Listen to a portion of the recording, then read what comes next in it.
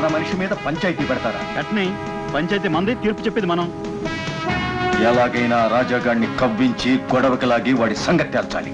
పద. తీర్పు చెప్పడానికి వెళ్లే వాళ్ళకి ఈ హడావుడి దేని కుదినా?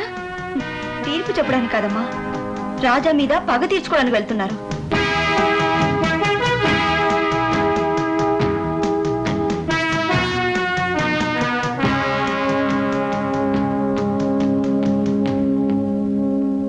నరసింహం, నువ్వు చెప్పుకోవాల్సింది ఏమైనా ఉందా?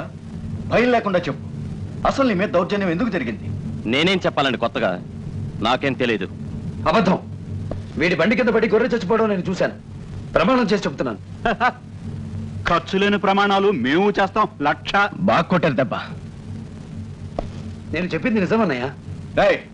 ఎవ్వడ్రా నీకు అన్నయ్య? పంచాయతీలో న్యాయానికే గాని వరుసలతో సంబంధం లేదు. జరిగింది నమ్మకపోతే ఎలా? నమ్మటం నమ్మకపోవటం పంచాయతీ పెద్దగా నా ఇష్టం. నీ ఇష్టం కదా అని అన్యాయం చేయకూడదు. ఏంట్రా పెద్ద అన్యాయం? అసలు నీకు సంబంధం ఏమిటి? కళ్ళారా చూశాను కాబట్టి. చూసింది నమ్మనంటావేంట్రా?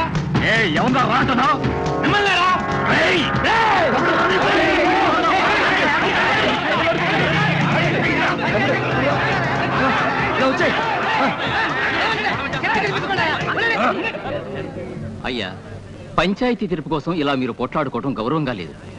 జరిగింది తెలిస్తే బాగుంటుంది. తేల్చేదేముంది? నేను ఈ ఊళ్ళో పరుగుగల మనిషిని. నన్ను నవ్వుల పాలు చేయడం కోసమే నన్ను ఇలా పంచాయతీకి లాగారు. మళ్ళీ చెప్తున్నాను, ఈ గొర్రెగొడవే నాకు తెలియదు. మరేం తెలియకపోతే గొర్రెను గుద్దేసి దాన్ని బండిలో వేసుకుని ఎందుకు వెళ్ళిపోయావు? నేనెక్కడ తీసుకెళ్ళాను? తీసుకెళ్ళావు. అసలు నేను జీప్ దిగితేగా గుద్దేసి వెళ్ళిపోయాను.